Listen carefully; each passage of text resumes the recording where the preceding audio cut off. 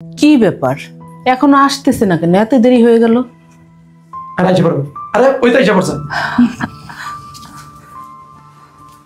আসসালামু আলাইকুম। আসসালামু আলাইকুম। কেমন আছেন? আলহামদুলিল্লাহ ভাইজান ভালো আছেন? আচ্ছা, বসুন বসুন। ভালো আছেন না? জি আপা। আসতে কোনো অসুবিধা নাই তো? না। ভালো আছেন তো? আলহামদুলিল্লাহ। আপা এই আমার একমাত্র ছেলে। মাশাআল্লাহ, ছেলে অনেক সুন্দর। আচ্ছা বাবা, তোমার নাম কি? আমার নাম মোহাম্মদ বায়েজিদ। বাবা তুমি বর্তমানে কি করো? আপাতত বাবার বিজনেস দেখতেছি। আলহামদুলিল্লাহ। আচ্ছা বাবা, তুমি পড়াশোনা কতদূর করেছো? মাস্টার্স কমপ্লিট করছি। মাশাআল্লাহ, খুবই ভালো না গো? তো ভাইজান, আমার ছেলেকে তো দেখলেন, আপনাদের কেমন লাগলো? মাশাআল্লাহ আমাদের ছেলে পছন্দ হয়েছে। কি বলো তুমি? হ্যাঁ আলহামদুলিল্লাহ। আচ্ছা, তাহলে আপনাদের মেয়েটাকে একটু দেখানোর ব্যবস্থা করেন। ভাবনা, এই মিষ্টিকে নিয়ে এদিকে আসতো।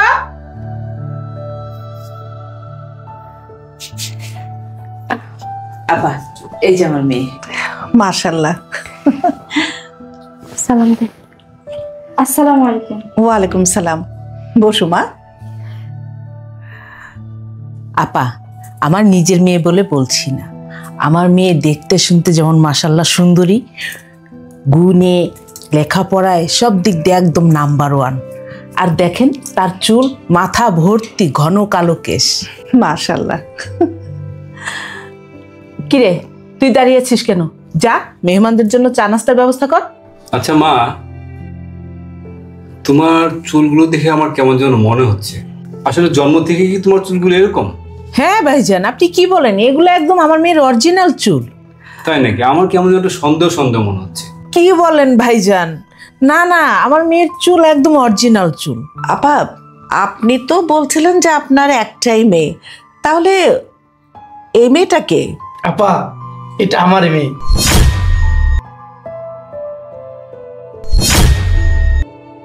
আপনারা কিন্তু আমাদের কাছে এই কথাটা বলেন নাই যে আপনাদের ঘরে দুইটা মেয়ে। আপা আসলে হয়েছে কি, আমার তো একটাই মেয়ে মিষ্টি, আর ওই যে ওইটা হচ্ছে আমার সতীনের মেয়ে। ভাই তাহলে আগে একটা বিয়ে করেছিলেন? আর বললেন না, আমার আগে উনি আর একটা বিয়ে করেছিলেন, সেই ঘরের মেয়ে ওইটা। ওর মা ছিল একটা অলক্ষী, সংসারের কাজকর্ম কিছুই করতে পারতো না, খালি ঘুরে বেড়াইতো। সে মরে গেছে, মরে যাই জঞ্জলটা আমার ঘরে রেখে গেছে।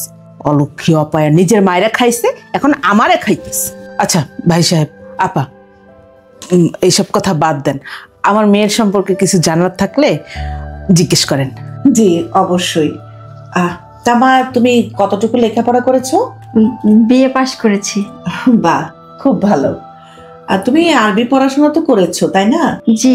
বাহ, তাহলে তো আরো ভালো। কোরআন শরীফ পড়তে পারো? জি, কোরআন শরীফ পড়তে পারি। আচ্ছা, আপা আচ্ছা। আমার মেয়ে, আমি বললাম না, একদম সবকিছুতে অলরাউন্ডার, সব পারি। ও তাই নাকি? তাহলে তো খুবই ভালো। মা তুমি সূরা ফাতিহাটা বলো। সূরা ফাতিহা?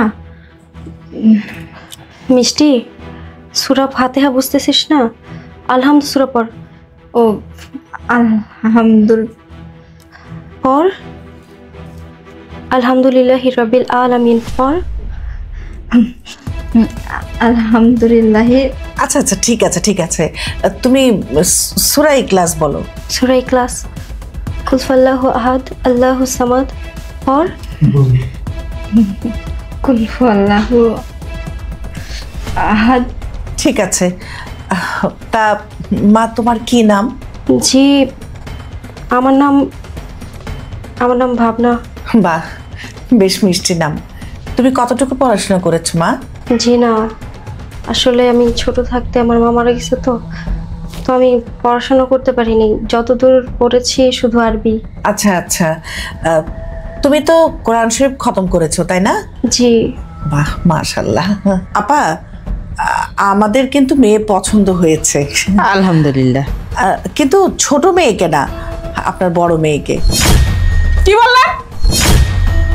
আমি তো ভেবেছিলাম আপনারা শিক্ষিত, আপনাদের রুচি ভালো হওয়ার কথা। আমার সুন্দরী শিক্ষিত স্মার্ট মেয়ে রেখে আপনি আমার সতীনের মেয়ে, যে কিনা অশিক্ষিত, তাকে পছন্দ করেছে। আপনাদের রুচির দুর্ভিক্ষ চলছে। আপা আপনি উত্তেজিত হবেন না, একটু শান্ত হন। দেখুন আপনি হচ্ছেন বিক্রেতা আর আমরা হচ্ছে ক্রেতা। বাজারে গিয়ে যদি দেখি যে মাছের দাম 500 টাকা, তাহলে কিন্তু আমাকে যাচাই বাছাই করে তারপরে কিনতে হবে। আমি তো 500 টাকা দিয়ে পচা বাসি মাছ কিনে নিয়ে যাব না, তাই না? কি বললেন? আমার মেয়ে পচা বাসি মাছ? হ্যাঁ, এই তুই এখানে কেন আসছিস? তোকে এখানে কে আসতে বলছে? আজকে তোর জন্য আমার মেয়ের বিয়ে ভেঙে গেছে। এই সবসময় ওর সাথে খারাপ ব্যবহার করো। আজকে ওর সাথে মেহমান আইছে, মেহমানের সামনে ওর সাথে খারাপ ব্যবহার করতেছো। তুমি চুপ করো। তোমাকে কথা বলতে কে বলেছে? দেখছো না আমি কথা বলছি? আচ্ছা আপা, আপনি অযথা এই ভাইয়ের সাথে আর ওই মেয়েটার সাথে কেন উল্টাপাল্টা কথা বলতেছেন? আমাদের তো পছন্দ হয়েছে আপনার বড় মেয়েকেই। আমরা ওই বড় মেয়েকে আমাদের বাড়ির বউ করে নিয়ে যাব।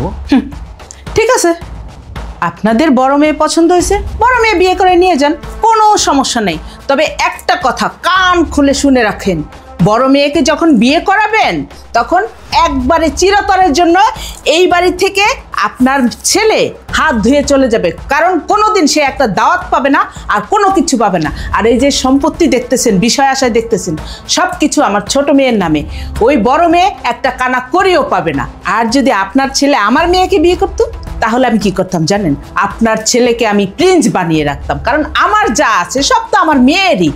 যখন যা চাইতো তাই পাইতো, চাইতে দেরি হইতো কিন্তু আমার দিতে দেরি হইতো না। দেখুন, আমরা লোভী মানুষ না। আমার বাবার যথেষ্ট সয় সম্পত্তি আছে, টাকা আছে। বিয়ে করলে আমি আপনার বড় মেয়েকেই বিয়ে করব, যেহেতু আমার পরিবার পছন্দ করছে। ভাইজান, আপনারা যদি দয়া কইরা আমার এই বড় মায়েটারে আপনাদের বাড়ি বউ বানায় নেন, সত্যি আপনাদের কাছে আমি অনেক কৃতজ্ঞ থাকবো। তুমি কাজটা ভালো করলা না। আমার মেয়েকে রেখে তোমার মেয়েকে বিয়ে দেওয়ার জন্য পাগল হয়ে গেছো। আমি পাগল হয়ে যাই নাই, তুমি পাগল হয়ে গেছো। সারাটা জীবন তুমি তোমার মেয়ের চিন্তা করছো, আমার মেয়ের চিন্তা করো না। আমার মা মরা মেয়ে, সারাটা জীবন ছোটকাল থেকে ওর সাথে অত্যাচার করছো, ওর জুলুম করছো, ওর নির্যাতন করছো, নিজের মেয়ে মনে করতে পারো না। এতদিন আমি চুপ করেছিলাম সংসার অশান্তির ভয়ে। সারাটা জীবন আমার মেয়েরে তুই ঠকাইছস, আর আল্লাহ যারা জিতাই দিব তুই কেমন তারা ঠকাবি? হ্যাঁ, সারা জীবন মেয়ের প্রশংসা করছস, মেয়ের সাপোর্ট করছস, এইখানে বৈশা মেয়েকে বিয়ে দেওয়ার জন্য কত মিথ্যা কথা বলছস। আর আমি আমার মেয়ের ব্যাপারে কিচ্ছু বলি নাই। দেখ আল্লাহর খেলা, দেখ আমার মেয়ের বিয়ে ঠিক হয়ে গেল। এটাই আল্লাহর খেলা। আমার মেয়ে করতেছো কেন? মেয়ে কি এইটা আমার একা? আর এটা তোমার মেয়ে না? ওইটা একা তোমার মেয়ে? বড়টা তোমার মেয়ে শুধু? ছোটটা তোমার মেয়ে না? শুধু আমার মেয়ে করতেছ? এটা তুই আমার শিখাইছস, আর এটা না আমি তোর কাছ থেকে শিখছি। ভাই সাহেব, এত কথা দরকার নেই। আমরা আপনার মেয়েকে এক কাপড়েই বাড়িতে নিয়ে যেতে চাচ্ছি। আলহামদুলিল্লাহ আপা, আমার কোনো আপত্তি নেই। আলহামদুলিল্লাহ। ঠিক আছে, ঠিক আছে, নিয়ে যান, এক কাপড়ে নিয়ে যান। তবে একটা কথা মনে রাখেন, আপনার ছেলে এই বাড়িতে একবেলা ভাতও খাইতে পারবে না। আচ্ছা চল, আয়।